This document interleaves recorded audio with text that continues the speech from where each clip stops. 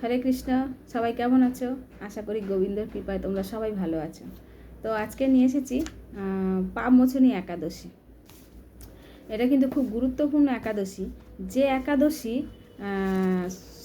কি বলছে, যে এখানে বলছে আগের একাদশী কী ছিল, যে যিনি পাঠ করবেন, এখানেও আছে, এখানে বলছে এই একাদশী পালন করলে পূর্বকৃত সমস্ত, মানে আগের জন্মে যে পাপ করে এসেছি সব পাপ ক্ষয় হয়ে যাবে পাপ মোচনী একাদশী করলে। তো চলো তোমাদেরকে সব ভালোভাবে ঠিকঠাক করে বুঝিয়ে দিই। এটা হচ্ছে আজকের 24 তারিখ, আর কাল হচ্ছে 25 তারিখ, নাকি আমার বলা ভুল হচ্ছে বোধহয়। আজকের তো মঙ্গলবার, সরি ক্ষমা করবে। আমার এই কদিন ধরে হয়েছে যে তারিখগুলো শুধু ওলট পালট হয়ে যাচ্ছে। আমি যখন আমাদের গ্রুপ আছে যে আমরা প্রত্যেক দিন সাধনা কীরমভাবে করলাম, তো সেগুলো রিপোর্ট পাঠাতে হয়। তো কালকের কি হয়েছে, আমি কি করেছি, রিপোর্ট পাঠিয়ে দিয়েছি ডেট ভুল দিয়ে। তো সকাল থেকে মনে করছি যে কিছু একটু ভুল হচ্ছে। পরেক্ষণে আবার বললাম, মাতাজি আমাকে ক্ষমা করবে না, আমার কদিন ধরে হয়েছে কি ডেটটা আমার ঠিক ওলট পালট হয়ে যাচ্ছে, আমি ডেট ঠিক করতে পারছি না। তো যাই হোক, তোমরা একটু ক্ষমা করে দিও। তো এটা হচ্ছে আজকের 25 তারিখ, কালকের হচ্ছে 26 তারিখ। তো এখানে বলছে 12ই বৈষ্ণব বিষ্ণু আর 12ই চৈত্র। তো এখানে হচ্ছে এইটা হচ্ছে আমাদের বৈষ্ণব যে পঞ্জিকা আছে, বৈষ্ণব পঞ্জিকা, এই পঞ্জিকা আমাদের শুরু হয়েছে দৌড়পুর কিছুদিন আগে গেল না, গৌরাঙ্গ মহাপ্রভুর জন্মদিন গৌর পূর্ণিমা থেকে। তো ওই দিন থেকে আমাদের বৈষ্ণব পঞ্জিকা শুরু হয়েছে। তো এবারে এটা হচ্ছে 12ই বিষ্ণু, মানে ভগবানের নামের সাথে মাসের নাম, আর 12ই চৈত্র যেটা আমাদের বাংলা মাস, আর 26শে মার্চ বুধবার কৃষ্ণ দ্বাদশী। এবার এখানে একটা প্রশ্ন তোমরা মনে মনে হয়তো আমাকে করতে পারবে না, যারা এই চ্যানেলে নতুন তারা সাবস্ক্রাইব করতে ভুলো না, শেয়ার করো, কমেন্ট করতে ভুলো না। তো কৃষ্ণ দ্বাদশী বলছে, তো এখানে বলছে কৃষ্ণ যদি দ্বাদশী হয় তাহলে একাদশী কেন আমরা পালন করব? একাদশীর পরের দিনকে তো দ্বাদশী আসে, তাহলে দ্বাদশী তো তাহলে বলছেন আপনি পরের দিনকে বৃহস্পতিবার, তাহলে বুধবার দিন কৃষ্ণ দ্বাদশী কেন? এটা কিন্তু খুব গুরুত্বপূর্ণ। অনেক সময় হয় কি, এই কিছুদিন আগে হলো না যে শিব চতুর্দশী পড়েছিল দুদিন, দোল পূর্ণিমাও ছিল দুদিন, তো সবাই বলছে যে দুদিন। তো বৈষ্ণব যারা হয়, বৈষ্ণবে যারা ইস্কনের ভক্ত, যারা বৈষ্ণব পঞ্জিকা মানে বৈষ্ণব যে পঞ্জিকা যিনি বানাচ্ছেন, তিনি কিন্তু খুব কি বলবো, যারা এগুলো বানায় তাদের তো অনেক কিছু ভেবে, গ্রহ নক্ষত্র অনেক কিছু করে ভেবে, এগুলো আমরা ভাবতে পারি না। যেটুকুনি আমি গুরুদেবের কাছ থেকে, শিক্ষাগুরুর কাছ থেকে পাই, সেটাই তোমাদেরকে বলি। তো আমাদেরকে কৃষ্ণ দ্বাদশী বলছে, আমরা একাদশী কেন তাহলে পালন করব? একটা হচ্ছে যখন কোনো অনেকের বাড়িতে পুজো হয়, পূর্ণিমা পুজো, লক্ষ্মী, যতই যাই হোক পুজো করুক, তো সেই পুজো হিসেবে দুদিন যদি পরে সবসময় মাথায় রাখতে হবে, আমরা যে মঙ্গল আরতি করি, মঙ্গল আরতি কি ব্রহ্ম মুহূর্ত বলা হয়, ব্রহ্ম মুহূর্তে আমাদের মঙ্গল আরতি করতে হয়। তো সেই সময়কে সূর্যটা ওঠে, যেই যেই কোনো পুজো পার্বণ একাদশী যেই তিথি নক্ষত্রে যখন সূর্য উদয়টা আসে, সেইটাকে আমাদের পালন করতে হয়। যেটা সূর্য উদয় আসে না, মানে পায় না, সেটা পালন করতে নেই। তো আগের দিন, মানে আজকে 25 তারিখ, আজকে যখন আমাদের একাদশীটা লেগেছে, তখন সূর্য উদয়টা পায়নি।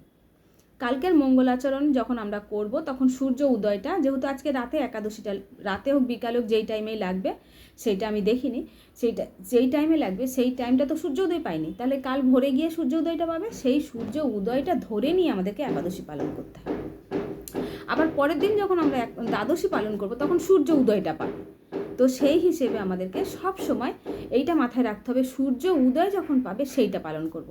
তো আমি আজকের যখন আমার আগের ভিডিওগুলো দেখবে, তখন আমি ভক্তি জীবনে আসিনি, শুধু ভগবান গোপালকে নিয়ে এসেছি, ভগবানের কিভাবে সেবা করতে হয় ছোটোখাটো সবাইকে দেখে অনুসরণ করে, ফ্যামিলির মধ্যে যেটুকুনি দেখেছি, এটুকুনি দেখে আমি গোপালের সেবা শুরু করেছিলাম। আস্তে আস্তে আস্তে আস্তে আমি যখন দেখছি যে এইভাবে করতে নেই, ওইভাবে করতে হয়, একাদশী পালন করতে হয়, তো সব কিছু তখন আস্তে আস্তে আমার মধ্যে দেখবে আমার ভিডিওর মধ্যেই সব পরিবর্তন হচ্ছে। যেমন প্রথম যখন ভিডিও ছিল না আমার মাথায় কাপড় ছিল, না তিলক ছিল, তো আস্তে আস্তে আস্তে আস্তে আমার ভিডিওগুলো ভক্তি জীবনটাই আমাকে পরিবর্তন করছে। তো সবারই ভক্তি জীবনটাই পরিবর্তন করবে। ভক্তি এমন একটা, ভগবানের ভাব এমন একটা ভাব, তো সেই যাই হোক, এইভাবেই আমাদেরকে পালন করতে হয়। তো যদি আমি ভুল কিছু বলে থাকি তো তোমাদের কাছে সবার কাছে ক্ষমা চেয়ে নিচ্ছি। আর গুরু গোবিন্দ ছাড়া কেউ এই জগতে ভগবানের সান্নিধ্যে আসা লাভ পাওয়া যাবে না। এক হচ্ছে গোবিন্দর কৃপা, এক হচ্ছে গুরুর আশীর্বাদ, তো সেটা সবার কপালে আসে না। তো সেই হোক, এবার এটা হচ্ছে কৃষ্ণ পাপমোচনী একাদশী। তাহলে আমরা একাদশী কবে পালন করব? বুধবার, মানে কালকে। তো জানি না, আমার এখন নেটওয়ার্কের প্রবলেম হচ্ছে, ভিডিওটা ছাড়তে ছাড়তে কটা বেজে যাবে। যদি 12টার পর বেজে যায় তখন বলে কি দিদি 12টার পরে ভিডিও ছেড়ে আর বলছো কালকে। যাই হোক, তখনও তোমাদের কাছে ক্ষমা চেয়ে নিচ্ছি। তো এটা হচ্ছে, এবার হচ্ছে 13 তারিখ বিষ্ণু, 13ই চৈত্র, 27শে মার্চ বৃহস্পতিবার, সেই দিনকে আমরা দ্বাদশী পালন করব। পালনের সময় হচ্ছে, সময়টা বলে দেবো কেন, অনেক অনেক বড় আছে। তো তার আগে, পালনের সময়ের আগে আমি মাহাত্ম্যটা বর্ণনা করব। তো চলো, পাপমোচনী একাদশী খুব গুরুত্বপূর্ণ একাদশী। তো এখানে প্রত্যেকটা একাদশী আমাদের পালন করা দরকার। একটা হয় না, জানি না কে কী মনে করে, আমার মনে হয় যে মাসে 2টো করে আমরা ফাস্টিং রাখতে পারি। তো ফাস্টিংটা এমন নয় যে আমি না খেয়ে থাকবো। রবি শস্যটা বাদ দিয়ে দিলাম, পঞ্চ রবি শস্য বাদ বাকি এই হচ্ছে। আর যারা আমিষ আহার করেন, আমিও আগে করতাম, তো ভগবানের গোবিন্দর কৃপায়, গুরুর কৃপায় আস্তে আস্তে সব ছেড়ে গেছে। আশা করি যেন কোনো দিন না গ্রহণ করতে হয়, এই হচ্ছে। আর তোমরা তো প্রার্থনা অবশ্যই করো। তো এই, আর যারা একাদশী আমিষ আহার করো, তো তারা তো আজকে ধরো নিরামিষ গ্রহণ করেছো, কালকের একাদশী পালন করে পরের দিনকে নিরামিষ গ্রহণ করো, ব্যাস হয়ে গেল। এই তো ছোট্ট একটা। তো চলো, আমি মাহাত্ম্য বর্ণনা করছি, সবাই মনোযোগ সহকারে শ্রবণ করো আর আমার ভুল ত্রুটি মার্জন করো। তো এখানে কি বলেছে, যুধিষ্ঠির শ্রীকৃষ্ণকে জিজ্ঞেস করছেন, হে জনার্দন, চৈত্র মাসে কৃষ্ণপক্ষের একাদশীর নাম ও মাহাত্ম্য কৃপা করে আমাকে বলুন। শ্রীকৃষ্ণ বললেন, হে ধর্মরাজ যুধিষ্ঠির, আপনি ধর্ম বিষয়ক প্রশ্ন করেছেন। এই একাদশী সকল সুখের আধার, সিদ্ধি প্রদানকারী ও পরম মঙ্গলময়, সমস্ত পাপ থেকে নিস্তার ও মোচন করে বলে এই পবিত্র একাদশী তিথি পাপমোচনী নামে প্রসিদ্ধ। রাজা মানধাতা একবার লোমশ মুনিকে এই একাদশীর কথা জিজ্ঞাসা করেছিলেন। তার বর্ণিত সেই বিচিত্র উপাখ্যানটি আপনার কাছে বলছি, আপনি মনোযোগ সহকারে শ্রবণ করবেন। তাহলে কৃষ্ণ যুধিষ্ঠিরকে বলছে মনোযোগ সহকারে শ্রবণ করবেন, আমি আপনাদেরকে বলছি মনোযোগ সহকারে শ্রবণ করবেন। তো প্রাচীনকালে অতি মনোরম চৈত্র রথ পুষ্প উদ্যানে মুনিগণ বহু বছর ধরে তপস্যা করতেন। একসময় মেধাবী নামে এক ঋষি কুমার সেখানে তপস্যা করছিলেন। মঞ্জু ঘোষা নামে এক সুন্দরী অপ্সরা তাকে বশীভূত করতে চাইল, কিন্তু ঋষির অভিশাপের ভয়ে সে আশ্রমের 2 মাইল দূরে অবস্থান করতে লাগলো। বীণা বাজিয়ে মধুর স্বরে সে গান করত। একদিন মঞ্জু ঘোষা মেধাবীকে দেখে কামবানে পীড়িত হয়ে পড়ে। এদিকে ঋষি মেধাবীও অপ্সরার অনুপম সৌন্দর্য দেখে মুগ্ধ হন। তখন সেই অপ্সরা মুনিকে নানা হাব ভাব ও কটাক্ষ দ্বারা বশীভূত করে। ক্রমে কামপরশবশত মুনি সাধন ভজন বিসর্জন দিয়ে তার আরাধ্য দেবকে বিস্মৃত মানে ভুলে যাচ্ছে আর কি। এত কামের বাসনা এসে গেছে যে ওরা সব ভুলে যাচ্ছে। যিনি তপস্যা করছিলেন মুনি, তো ঋষিকুমার মেধাবী, তো তখন সব ভুলে যাচ্ছে। এইভাবে অপ্সরার সাথে কামপীড়ায় মুনির বহু বছর অতিক্রান্ত হয়ে গেল। মুনিকে আচারভ্রষ্ট দেখে সেই অপ্সরা দেবলোকে ফিরে যেতে মনস্থ করল। একদিন মঞ্জু ঘোষা মেধাবী মুনিকে বলতে লাগলো, হে প্রভু, এখন আমাকে নিজ গৃহে ফিরে যাওয়ার অনুমতি প্রদান করুন। কিন্তু মেধাবী বললেন, হে সুন্দরী, তুমি তো এখন সন্ধ্যাকালে আমার কাছে এসেছো, মানে এত কামপীড়া এসেছে যে কোন সময়টা যে অতিবাহিত হয়ে গেছে তার মধ্যে আসছে না। সে মনে করছে যে এই সন্ধ্যাকালেই তুমি আমার কাছে এসেছো। তো তখন এসেছো, তো প্রাতঃকাল পর্যন্ত আমার কাছে থেকে যাও, মানে সকাল পর্যন্ত থেকে যাও। মুনি কথা শুনে অভিশাপ দিয়ে দেবে ভয়ে সেই অপ্সরা আরও কয়েক বছর তার সাথে বাস করলো। এইভাবে বহু বছর, কত বছর, 55 বছর 9 মাস 7 দিন পার হয়ে গেল, অতিবাহিত হলো। দীর্ঘকাল অপ্সরার সহবাসে থাকলেও মেধাবীর কাছে অর্ধরাত্রি মনে হলো। মঞ্জু ঘোষা পুনরায় নিজ স্থানে গমনের প্রার্থনা জানালে মুনি বললেন, এখন প্রাতঃকাল, যতক্ষণ পর্যন্ত আমি সন্ধ্যাবন্দনা না সমাপ্ত করি ততক্ষণ পর্যন্ত তুমি এখানে থাকো। মুনির কথা শুনে ঈষৎ হেসে মঞ্জু ঘোষা তাকে বললেন, হে মুনিবর, আমার সহবাসে আপনার যে কত বহু বৎসর অতিবাহিত হয়েছে তা একবার বিচার করে দেখুন। এই কথা শুনে মুনি স্থির হয়ে চিন্তা করে দেখলেন যে তার 56 বছর অতিবাহিত হয়ে গেছে। মুনি তখন মঞ্জু ঘোষের প্রতি ক্রোধ পরবশত হয়ে বললেন, রে পাপিষ্ঠ, দুরাচারিণী, তপস্যার ক্ষয়কারিণী, তোমাকে ধিক, তুমি পিশাচি হয়ে যাও। মেধাবী সাপে অপ্সরার শরীর বিরুপ্ত প্রাপ্ত হলো। তখন সে অবনত মস্তককে মুনির কাছে পাপ মোচনের উপায় জিজ্ঞাসা করলো, যেহেতু সে এখন পিশাচিনী হয়ে গেছে। মেধাবী বললেন, হে সুন্দরী, চৈত্র মাসে কৃষ্ণপক্ষীয় পাপমোচনীর একাদশী সর্বপাপ ক্ষয়কারিণী, এই ব্রত পালনে তোমার পিশাচত্ব দূর হবে। পিতার আশ্রমে ফিরে গিয়ে মেধাবী বললেন, এখানে মেধাবী সুন্দরীকে ওখানে বলে দিল যে কি পাপমোচনী একাদশী করতে হবে। তারপরেও মেধাবী তার পিতার আশ্রমে গিয়ে ফিরে জিজ্ঞেস করলেন, হে পিতা, এক অপ্সরার সঙ্গদশে আমি মহাপাপ করে ফেলেছি, এর প্রায়শ্চিত্ত কী তা কৃপা করে আমাকে বলুন। উত্তরে চবনমুনি বললেন, চৈত্র মাসে কৃষ্ণপক্ষিয়া পাপমোচনী একাদশী ব্রতের প্রভাবে তোমার পাপ দূর হবে। পিতার উপদেশ শুনে মেধাবী এই ব্রত ভক্তিভরে পালন করলেন। তার সমস্ত পাপ দূর হলো।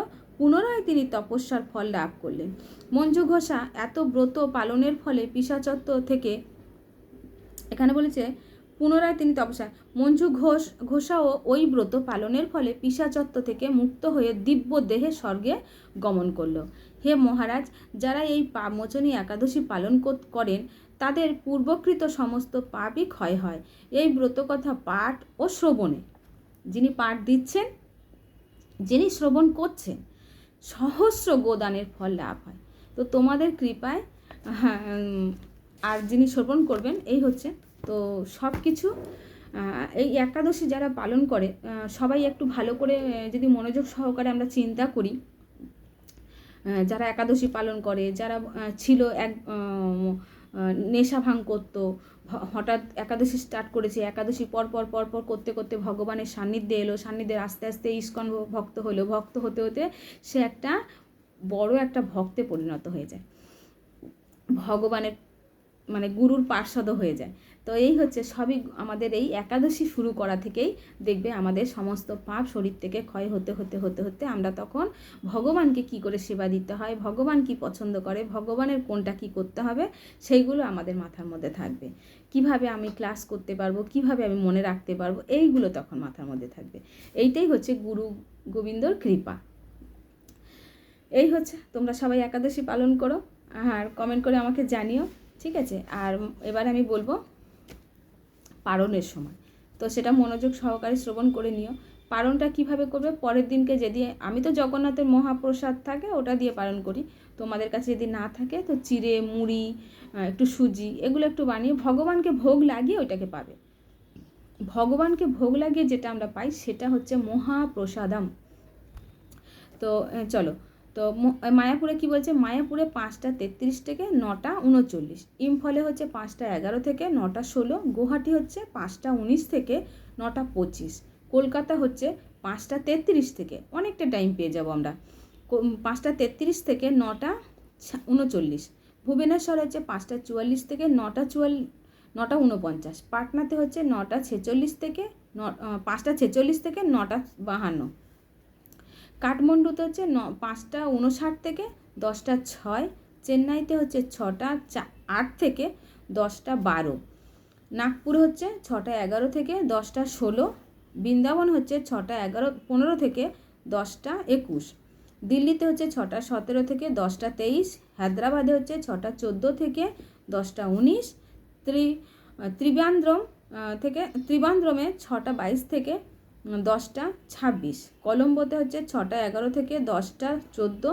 ব্যাঙ্গালোর হচ্ছে 6:19 থেকে 10:23, মুম্বাইতে হচ্ছে 6:36 থেকে 10:41, আহমেদাবাদে হচ্ছে 6:36 থেকে 10:42, উধমপুরে হচ্ছে 6:24 থেকে 10:31। তো এইভাবে সবাই আমরা সব সময় প্রত্যেক মাসে যে 2টো করে একাদশী পড়ে আমাদেরকে করা উচিত। আনন্দও থাকে, ভগবানের কি ওই দিনটা একাদশী মানে কি একাদশী, তো একাদশী মানে একা থেকে ভগবানের সান্নিধ্য লাভ করা, ভগবানের মন্দির পরিষ্কার করতে পারবো, অনেকটা সময় সুবিধে। 16মালা জপ, যারা 16মালা জপ করে তারা 16মালা জপ করতে পারবেন, যারা 4মালা যারা শুরু করেন 2মালা জপ করবে, 4মালা করবে, এইভাবে আমাদের শুরু করা দরকার। তো চলো আজকে ভিডিও এখানেই রাখছি। যদি আমার কোনো ভুল ত্রুটি হয়ে থাকে তোমাদের সবাইকে আমি বলছি ক্ষমা করে দিও। চলো, পাঞ্ছা কল্পতরু হস্য কৃপা সিন্ধু এবচ পতিতানাং পাবনেভ্যো বৈষ্ণবেভ্যো নমো নমঃ। জয় শ্রীকৃষ্ণ চৈতন্য প্রভু নিত্যানন্দ শ্রী অদ্বৈত গদাধর শিবাসাদি গৌর ভক্তবৃন্দ। হরে কৃষ্ণ কৃষ্ণ কৃষ্ণ হরে হরে, হরে রাম রাম রাম হরে হরে। জয় জগৎগুরু শিল প্রভুপাদ কি জয়, প্রত্যেক গুরু মহারাজ কি জয়, অনন্তকোটি বৈষ্ণববৃন্দ কি জয়। তো চলো, হরে কৃষ্ণ।